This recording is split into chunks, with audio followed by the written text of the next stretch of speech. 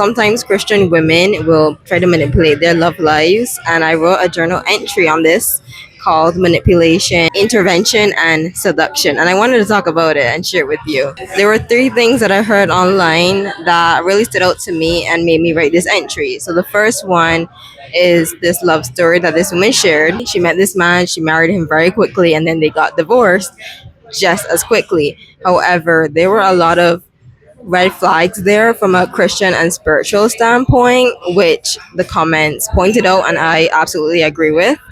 And she herself was convicted by God for initiating things. It made me question if the relationship would have been what it was, or if they would have even gotten married if she would have waited on God. Basically, she got this sign from God about her love life, and then when she met this man, she felt like this man was her husband, right? So she's looking out for this husband. She's not the only one that's done this, because I've heard lots of love stories, Christian love stories, where women will say they had a dream or they had a sign, they had a prophecy about their husband or their wedding, and then they start looking for this husband. And it works out for some women. They actually do end up finding their husband and getting married, and that's good for the few that are fortunate. However, I don't think that we should take a sign from God and then run with it and take that as an indication for us to start hunting down some husband.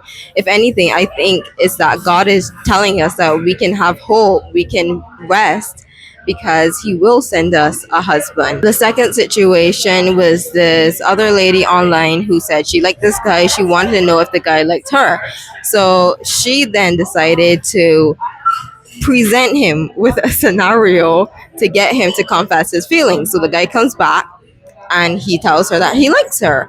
So then she says, oh, she has to pray to God about this. She prays to God and finds out, oh, this is not the man she's supposed to be with. What she should have done from the start, which she acknowledged, was consult God and not go and manipulate the situation for this man to then say he likes her. The third thing that I heard online was someone saying how people will say that they're not gonna hook up, for instance, and then they will still be operating out of a spirit of lust and seduction while they're getting ready. So you're saying that you're not gonna have sex, but yet you are still shaving. You're doing the everything shower. Maybe you're trying to dress sexy. And this one does not apply to me, to be honest, because I don't do any of that when I'm going to be around a man.